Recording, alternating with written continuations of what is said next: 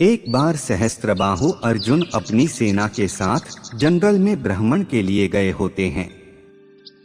उसी जंगल में परशुराम के पिता ऋषि जमदग्नि का आश्रम भी रहता है। सहस्त्रबाहु अर्जुन जंगल में विश्राम करने लिए जमदग्नि के आश्रम देख अपनी सेनाओं के साथ आश्रम की ओर चल देते हैं। आश्रम पहुंचने के बाद ऋषि जमदग्नि सहस्त्रबाहु अर्जुन और उनकी सेनाओं का खूब सेवा सत्कार करते हैं और अपनी कामधेनु गाय की सहायता से उनका और उनकी सेनाओं के लिए राजसी भोजन की व्यवस्था भी करते हैं। ऋषि जमदग्नि द्वारा सहस्त्रबाहु और उनके सैनिकों का इतनी जल्दी राजसी भोजन की व्यवस्था देख अचंभित हो जाते हैं और सोचने लगते हैं कि इतनी जल्दी और वो भी राजसी भोजन का प्रबंध एक साधारण ऋषि मुनि कैसे कर सकता है। जरूर इसके पास कोई रहस्य है।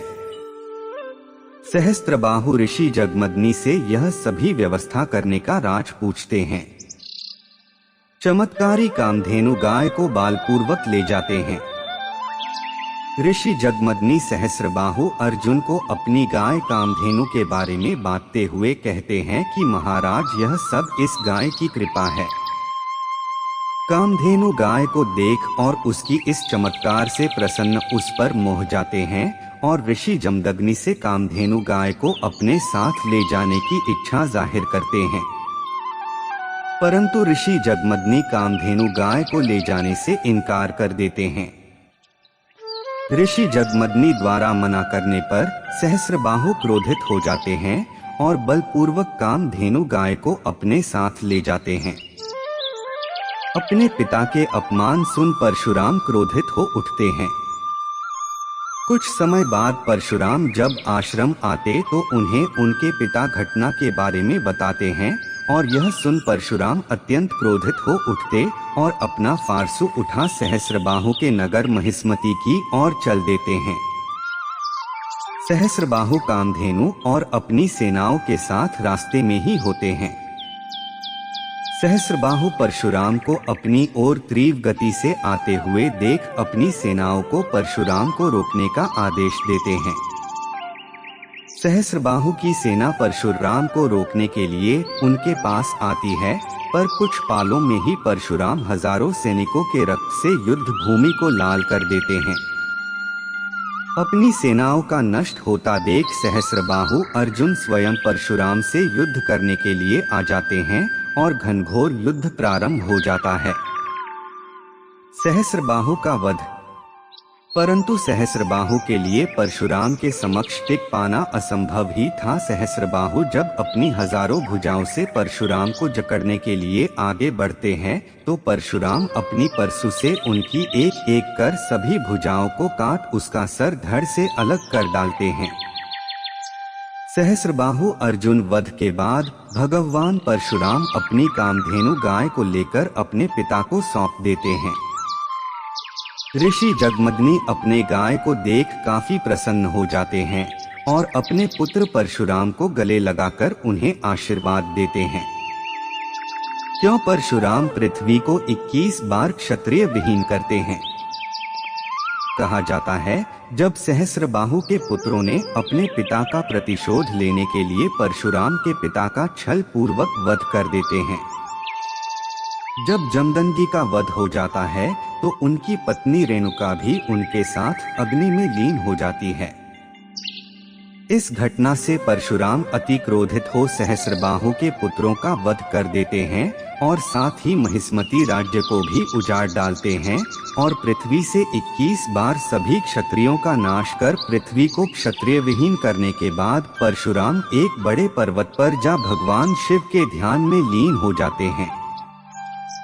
सुदर्शन चक्र पौराणिक कथा के अनुसार ऐसा अस्त्र है जो विरोधी के हर बार को विफल कर देता था। ऐसा अस्त्र जो अभेद और अपना कार्य को पूरा करने के बाद ही वापस आता था।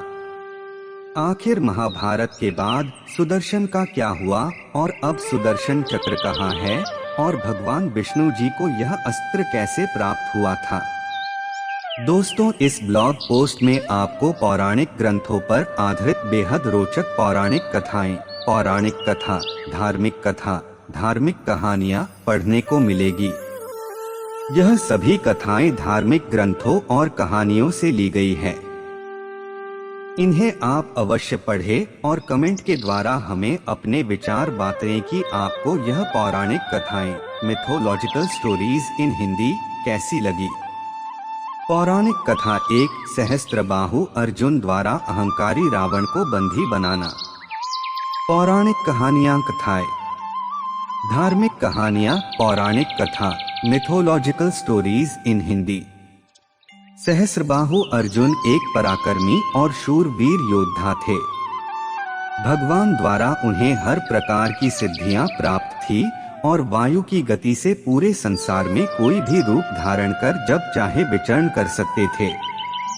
पुराणों के अनुसार सहस्त्रबाहु ने महाराज हे की 10वीं पीढ़ी मात पद्मिनी और महाराज कृतवीर्य के परिवार में हुआ था।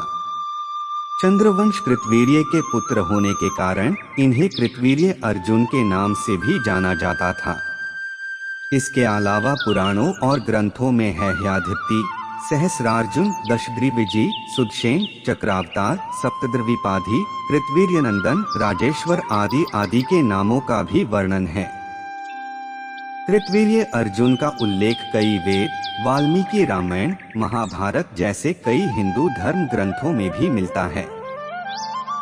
भगवान विष्णु पुराण के अनुसार कृतवीर्य अर्जुन की उत्पत्ति श्री हरि विष्णु और माता लक्ष्मी द्वारा हुई है।